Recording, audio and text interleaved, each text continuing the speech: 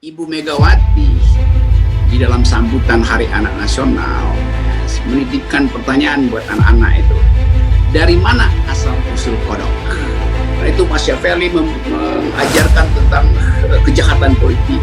Lo kalau baca The Prince, Mas Syafeli mau bilang kelakuan istana begini loh. Jadi The Prince itu membocorkan keburukan istana, bukan Mas Syafeli yang mengajarkan keburukan politik.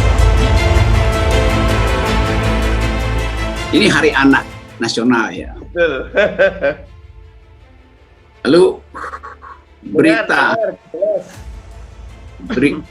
berita yang jadi headline hari ini adalah Ibu Megawati di dalam sambutan Hari Anak Nasional menitipkan pertanyaan buat anak-anak itu, dari mana asal usul kodok? Kita tanya sebetulnya pedagogi apa di belakang pertanyaan itu. Kan biasanya kalau sesuatu diajukan, lalu kita mau periksa yang mengajukan pertanyaan itu siapa dan demi apa. Tentu dengan maksud baik kita bisa deteksi bahwa Ibu Mega ingin memancing kuriositas anak-anak. Karena itu dia tidak menanyakan nama-nama ikan, dia menanyakan kodok gitu. Nah, dalam kondisi sekarang mungkin orang dengan cepat menganggap bahwa karena Ibu Mega sekarang statusnya profesor, maka dia mengajukan pertanyaan yang scientific atau scientifically based. Karena dia lanjutkan, kalian harus cari tahu itu di dalam dengan pengamatan di luar kelas itu. Ini satu hal yang baik sebetulnya. Tetapi di dalam kebaikan itu kita masih bisa lanjutkan. Kalau misalnya kritisisme mau dihasilkan hari ini melalui pertanyaan-pertanyaan semacam itu, seharusnya ada semacam kurikulum untuk menjamin orang untuk bertanya, kurikulum publik, termasuk mempertanyakan kebijakan itu. Kan inti dari pendidikan adalah asking question gitu. Bukan jawabannya, tetapi pertanyaannya apa itu. Nah, kita bisa mulai dari situ untuk membongkar apa tadi disebut pandemi akademik yang berlangsung hari-hari ini. Bencana akademik. Sebetulnya bencana akademik itu. Saya menganggap bahwa kita memang tidak punya satu philosophical point of view tentang arah pendidikan dan akibat-akibat dari kurikulum itu. Kita nggak mendengar misalnya Menteri Pendidikan per hari sampai hari ini memanggil anak-anak itu untuk mengatakan bahwa nanti setelah COVID kalian akan menjadi murid yang berbeda gitu. Karena banyak problem yang akan dihasilkan pasca COVID ini nanti. Jadi harusnya ada satu kurikulum di dalam keadaan pandemi yang berupaya untuk membangkitkan kuriositas anak didik untuk bertanya, after COVID nanti kurikulumnya seperti apa Pak Guru? After COVID nanti Pak Presiden mau terangin apa pada kita itu? Karena kita selalu berpikir bahwa nanti pasti akan ada perubahan relasi sosial setelah selesai COVID. Kan kita nggak bisa balik lagi pada relasi yang sama kan? Kita harus merencanakan kembali kurikulum apa yang bisa diselundupkan di era ini agar supaya kita bersiap untuk bukan sekedar membayangkan after COVID, tapi mengejar defisit intelektual, defisit SDM yang disebabkan oleh COVID. Defisit itu adalah hilangnya tokoh-tokoh kunci kita. Begitu banyak dokter pinter yang meninggal, begitu banyak tokoh LSM yang pinter yang meninggal, begitu banyak ulama pinter yang meninggal karena COVID. Dan itu artinya kita kehilangan satu generasi, lost generation, di era pemerintahan Presiden Jokowi itu. Nah, ini sebetulnya problem dasar kita di situ. Tapi nanti kalau itu dibuka dianggap ini mau jelek-jelekan kekuasaan lagi. Jadi pemerintah selalu mencurigai upaya alternatif untuk menambal ulang defisit intelektual yang disebabkan oleh kebijakan yang dulu kan. Selama COVID ini kita kehilangan IQ points mungkin 30%. Sebelumnya juga emang udah kehilangan IQ point, karena salah pilih presiden itu artinya kita kehilangan IQ point. Jadi kalau kita lanjutkan, kalau orang Prancis itu filosofi dari pendidikannya adalah solidarity, karena dia punya pengalaman sosial dengan revolusi, dengan inequality. Karena itu solidaritas adalah basis metodologi dan basis pedagogi Prancis. Amerika nggak memerlukan solidaritas, karena di situ intinya filosofinya bukan solidaritas tapi kompetisi gitu. Karena itu tadi kebebasan diperlukan. Gitu. Jadi kalau kita bandingkan antara paradigm Amerika yang adalah freedom dan paradigm Prancis yang adalah solidarity, mestinya Indonesia itu bisa ambil dua-duanya tuh. Karena kita punya pengalaman untuk memerdekakan bangsa ini dari tutorisasi kolonialisme. Maka kita produksi energi kebebasan. Kita masuk di dalam era kemerdekaan melalui fasilitas konstitusi yang dihasilkan secara egaliter dalam perdebatan yang keras. Kemampuan akademis ditumpahkan habis-habisan ketika padahal kita di awal kemerdekaan kekurangan referensi. Tapi semua berupaya untuk hasilkan pikiran bermutu sehingga solidaritas juga ditumbuhkan. Nah, hal itu yang nggak diambil. Kita punya pikiran local wisdom dari Ki Hajar Dewantoro. Jadi sebetulnya kita punya seluruh kelengkapan filosofi untuk membangun dasar dari peradaban kita ke depan. Tetapi bahkan itu tidak diambil karena apa? Karena pemerintah ingin cepat-cepat pamerkan keunggulan dia sebagai presiden, yaitu dengan kalau kita investasi pendidikan itu baru kelihatan 30-40 tahun ke depan. Nggak bisa terlihat. Jalan pikiran itu baru ada hasilnya 30 tahun ke depan. Jalan tol memang langsung ada hasilnya. Karena itu dipamerkan adalah jalan tol, bukan jalan pikiran kan. Dan kita masih lihat bagaimana presiden masih menganggap bahwa perlu lagi penambahan jalan tol. Karena itu Erick Thohir minta uang 100 sekian triliun untuk disuntikkan kembali sebagai penyertaan modal PMN pada BUMN karya tuh. Nggak ada kita dengar bahwa Erick Thohir minta uang untuk bikin sekolah-sekolah alternatif mengantisipasi nanti pasca COVID apa itu, nggak ada. Jadi jalan tol memang disediakan untuk apa? Supaya jenazah COVID lebih cepat tiba ke pemakaman. Itu maksudnya jalan tolnya dibikinkan. Jalan tol dibuat tanpa jalan pikiran. Ya hasilnya begini.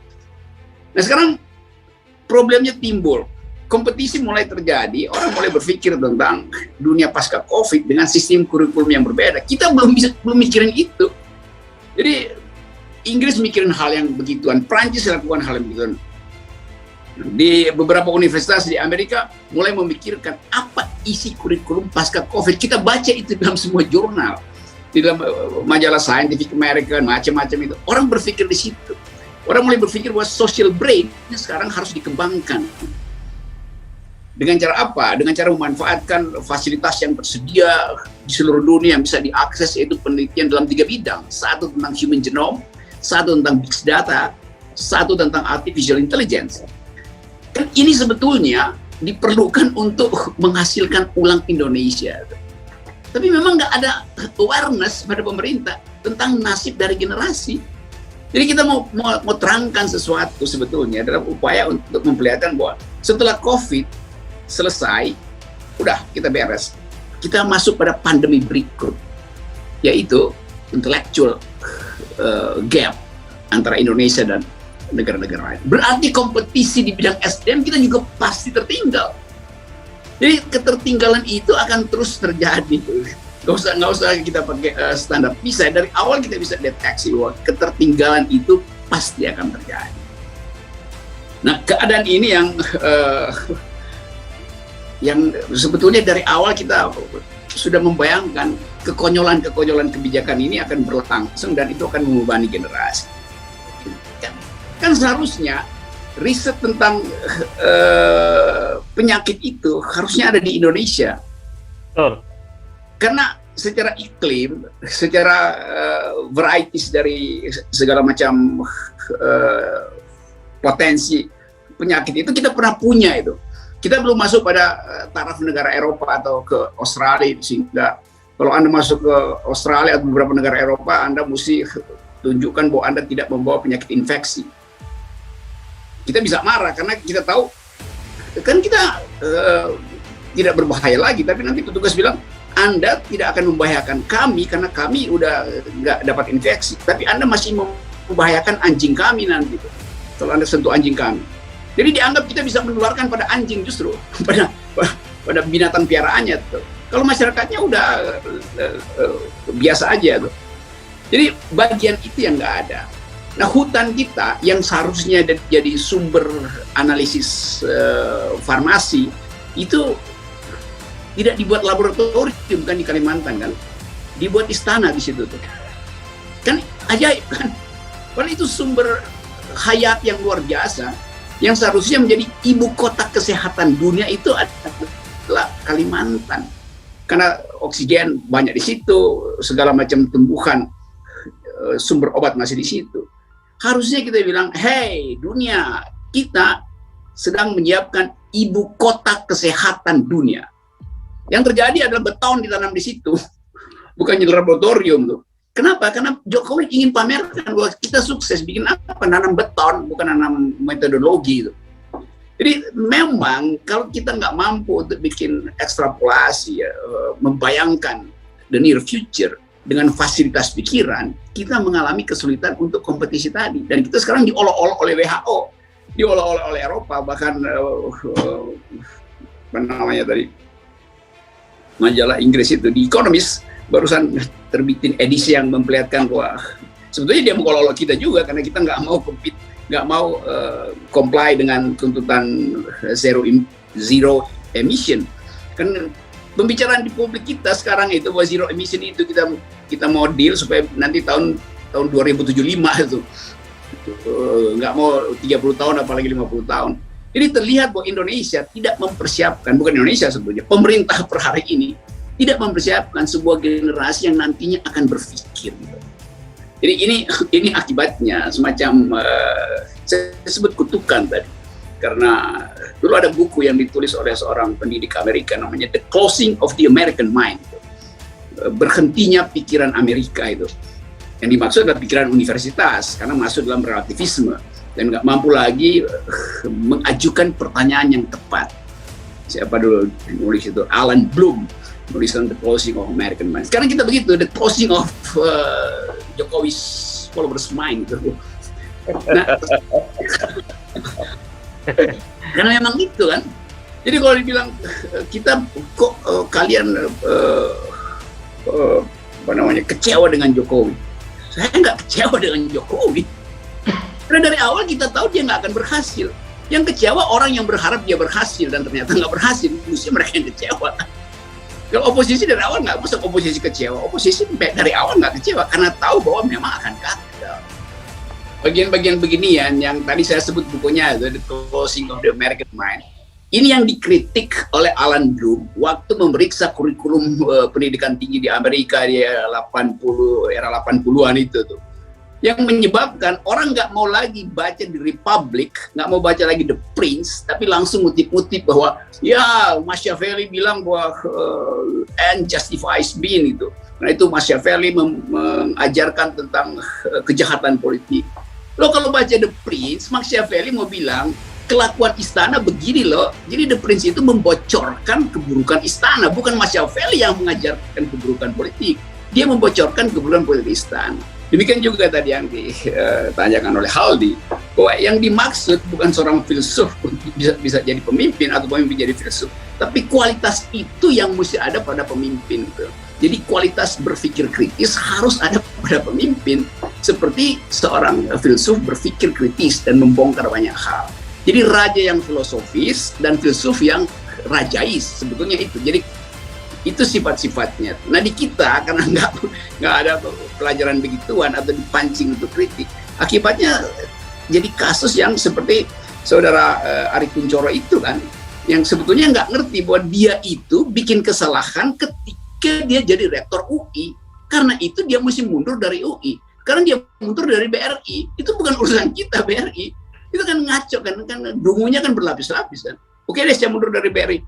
Anda masuk BRI ketika jadi rektor UI. Itu kesalahan Anda karena Anda rektor UI, bukan karena Anda komisaris BRI. Anda salah. Enggak, Anda salah melanggar statuta UI, bukan statuta BRI. Kan ini otak yang kalau dibalik-balik pun sama, atau ditimbang-timbang gramnya sama aja. Nggak bertambah gitu Anda. Jadi kelihatannya orang yang dididik pun dengan kekuatan metodologi, ya dia PhD itu. Tapi hal simple, logika sederhana dia nggak paham. Buat dia harusnya mundur dari UI karena mempermalukan UI. Dia mundur dari BRI kalau dia mempermalukan BRI. Kan BRI nggak dipermalukan, ngapain dia mundur dari BRI? Begitulah kedunguan itu dituntun perlahan-lahan sehingga kita akhirnya disulap untuk jadi sekedar penonton perkembangan dunia, bukan kita ikut dalam menyumbang dunia. Jadi karena itu dibikin Indonesia Leaders Talk dan kita bicara macam-macam aja. Udah ada orang yang protes ke saya, kok lu sama Mardhani tuh ngomong semua hal? Ya karena lu nggak bisa ngomong, kita ngomong semua hal. Gitu. Kalau pemerintah bisa ngomong, sudah ngomong. Jadi orang marah kalau orang ngomong semua hal. Padahal memang orang harus ngomong semua hal. Sok tahu memang kita tahu. Kenapa mesti sembunyikan pengetahuan Anda gitu kan? Jadi kadangkala kecemburuan itu datang karena iri pada pikiran. Gitu. Ini kekuasaan yang iri pada pikiran. Jadi bagaimana mungkin pemerintah iri pada pikiran? Padahal pemerintah disuruh untuk menghasilkan pikiran. Kan dongok namanya, dungu. Terima kasih. Oke, kalau setiap kali kita masuk di dalam webinar selama pandemi ini, kita berupaya untuk melakukan refleksi yang tadi radikal. Gitu. Nah, satu refleksi radikal, kalau dia dituntun secara metodologis, dia mesti menghasilkan proyek politik. Gitu.